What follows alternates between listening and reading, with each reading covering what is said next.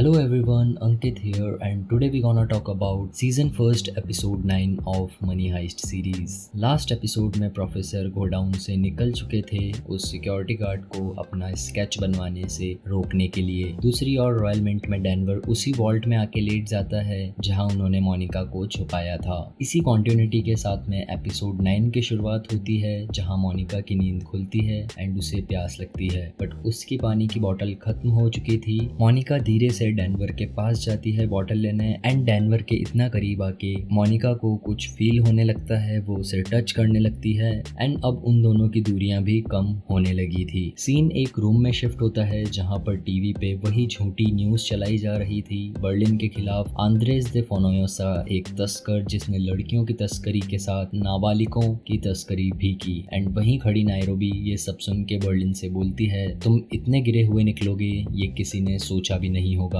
But ये सब सच नहीं था। बर्लिन को ये सुन के नायरोबी पे गुस्सा आता है एंड वो उसका गला पकड़ के उसे वहीं एक टेबल पे गिरा देता है और समझाता है हम चोर हैं पर हम इतने भी गिरे हुए नहीं कि हमने नाबालिग लड़कियों की तस्करी की हो। हमारे बारे में झूठी खबरें फैलाई जा रही है। हम कभी उस कार में नहीं बैठे पर हम जानते हैं उस कार में कौन बैठा था। बर्लिन नायरोबी से पूछता है आप बता सकते हैं इस वक्त डेनवर कहाँ मिलेगा। सीन शिफ्ट होता है एक वॉल्ट में जहाँ मॉस्को सुरंग खोदने के लिए आए हुए थे। तभी वहाँ टोक्यो आती है। लास्ट एपिसोड में टोक्यो ने एलिसन पार्कर को डरा के किस किया था एंड वो सब वहीं मॉस्को ने देख लिया था। टोक्यो उस वॉल्ट में आके मॉस्को से बात करने का ट्राई करती है बट मॉस्को उससे सही से बात नहीं करते। मॉस्को उससे पूछते हैं तो उस लड़की को गन पॉइंट पे लेके किस करी, अब क्या तेरा मन रियो से भी भर गया है। ये सुन के टोक्यो पूछती है आपको क्यों ऐसा लगा। मॉस्को बोलते हैं क्योंकि तू ऐसी ही टाइप की है। सीन पास्ट में शिफ्ट होता है जहाँ Tokyo, Denver, Nairobi and Rio party करते हैं एंड पार्टी के बाद टोक्यो एंड डेनवर एक रूम में जाते हैं। वो बात करने लगते हैं एंड डेनवर को कहीं ना कहीं उस समय ऐसा लगता है कि उन दोनों के बीच कुछ हो सकता है बट तभी वहाँ मॉस्को आ जाते हैं एंड बोलते हैं मेरा सुट्टा खत्म हो गया है, क्या तुम लोगों के पास सुट्टा मिलेगा। मॉस्को वहीं बैठ जाते हैं। डेनवर मॉस्को को काफी इशारे करता है। उसका एंड टोक्यो का सीन सेट हो सकता है बाबा आप जाओ बट मॉस्को जानबूझ के वहाँ रुक जाता है बट वहीं टोक्यो भी उन दोनों को रूम से जाने बोल देती है। डेनवर मॉस्को पे थोड़ा चिढ़ जाता है एंड उन पे गुस्सा होके रेड कार में सोने चल जाता है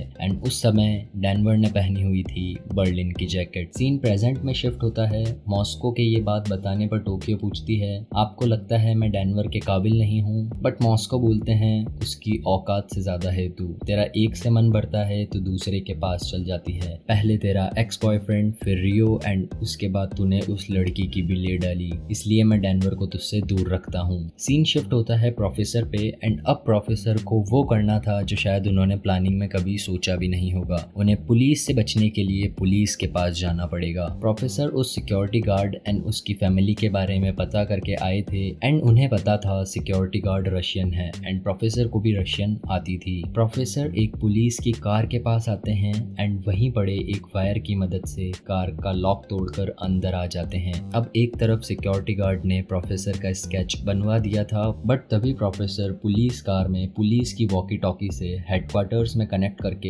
रशियन में बोलते हैं तुम्हारी वाइफ शॉपिंग मॉल में है, तुम्हारी लड़की स्कूल है। अगर तुमने उस स्केच को अभी के अभी डिलीट नहीं किया तो मैं उन दोनों को मरवा दूंगा। प्रोफेसर की धमकी वहीं बैठा सिक्योरिटी गार्ड सुन लेता है एंड उसने जो प्रोफेसर का स्केच बनवाया था उसे उसी वक्त डिलीट कर देता है। रकेल उस सिक्योरिटी गार्ड को ये करते हुए देख लेती है। वो उससे पूछती है तुमने क्यों डिलीट किया, उसने तुम्हें ऐसा क्या बोला। बट उस वक्त वो डरा हुआ गार्ड रकेल को कुछ नहीं बताता एंड वहां से चल जाता है। सीन शिफ्ट होता है रॉयल मिंट में उसी वॉल्ट में जहां डेनवर एंड मोनिका थे। डेनवर की नींद खुलती है एंड वो वहां से बाहर जाने लगता है बट मोनिका उस पर थोड़ा चिढ़ जाती है एंड बोलती है तुम्हारी वजह से मैं यहाँ फंस गई हूँ, पूरे समय मुझे इसी रूम में रहना पड़ता है, मुझे वॉशरूम जाने को भी नहीं मिलता। यही सब सुन के डेनवर उसे फ्रेश होने वॉशरूम में ले जाता है। दूसरी ओर बर्लिन ऑस्लो एंड हेलसिंकी को लेके डेनवर को हर जगह ढूंढने लगता है। नायरोबी बर्लिन से बोलती है उस दिन डेनवर का तुम्हारी जैकेट पहनना सिर्फ एक मजाक था, गलती से उससे तुम्हारी जैकेट का बटन कार में गिर गया होगा, क्या तुम इतनी सी बात के लिए उसे गोली मार दोगे। बट बर्लिन उस बात से काफी गुस्सा था एंड वो नायरोबी को रुकने बोल के वहां से डेनवर को ढूंढने लग जाता है। सीन शिफ्ट होता है एक रेस्टोरेंट में जहां रकेल बैठी होती है। एंजल वहां आता है एंड रकेल को बताता है मैंने रेट्रोक्सिल का पता किया किया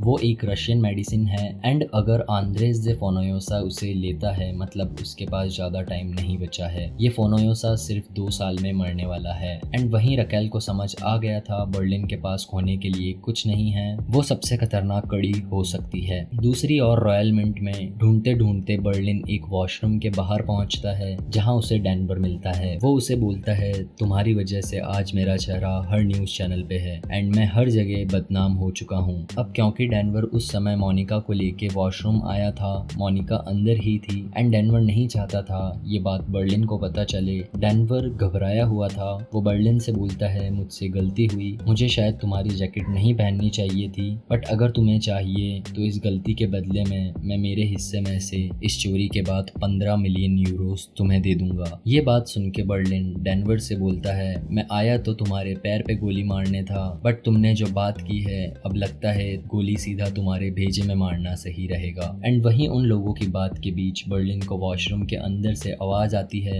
एंड जैसे ही बर्लिन अंदर चेक करता है उसे पता चलता है मोनिका गस्तंबीदे जिसे शुक्रवार को गोली मार दी थी वो आज इतवार को भी जिंदा है। बर्लिन उस बटन की वजह से डेनवर को मारने आया था एंड जैसे ही उसे पता चलता है मोनिका गस्तंबीदे अभी तक जिंदा है तो वहाँ का माहौल काफी गर्म हो जाता है। सब लोग एक दूसरे के ऊपर गन तान लेते हैं। नायरोबी काफी समझाने का ट्राई करती है हमारा प्लान पूरी तरीके से सही चल रहा है, इस तरह एक दूसरे की जान लेके प्रोफेसर का ये प्लान हम बर्बाद नहीं कर सकते। बर्लिन थोड़ा शांत होता है एंड तभी वहाँ टोक्यो आती है। वो भी मोनिका को जिंदा देख के शॉक होती है बट वो पहले बर्लिन से बोलती है प्रोफेसर का कॉल आया है, इम्पोर्टेंट है, तुम्हें मेरे साथ चलना होगा। प्रोफेसर बर्लिन को बताते हैं एक बात तुम्हारे लिए जानना बहुत जरूरी है, वो जैकेट का बटन मैंने ही रखा था कार में, तुमने एक होस्टेज को मरवाया था एंड ये तुम्हारे उस गलती की सजा थी। बट बर्लिन प्रोफेसर को दिखाता है जिंदा मोनिका गस्तंबीदे एंड बोलता है मोनिका गस्तंबीदे अभी तक जिंदा है, हमने उसे नहीं मरवाया।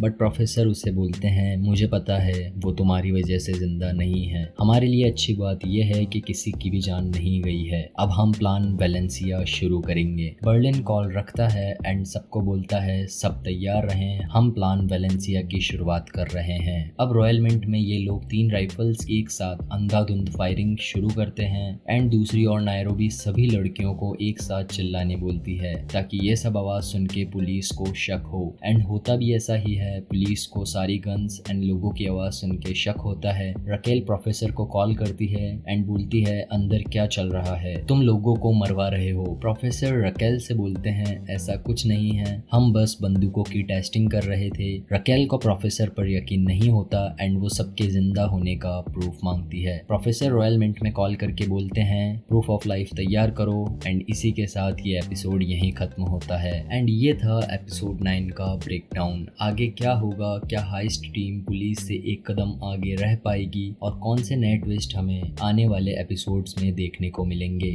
अपने थॉट्स कमेंट सेक्शन में जरूर शेयर करें। अगर आपको ये वीडियो पसंद आई है तो लाइक शेयर एंड सब्सक्राइब करना ना भूलें। बाकी चेकआउट करें बाकी वीडियोस, आपको प्लेलिस्ट की लिंक मैंने डिस्क्रिप्शन में दे दी है। बाकी मिलते हैं नेक्स्ट एपिसोड के एक्सप्लेनेशन के साथ, तब तक के लिए टेक केयर, कीप वॉचिंग।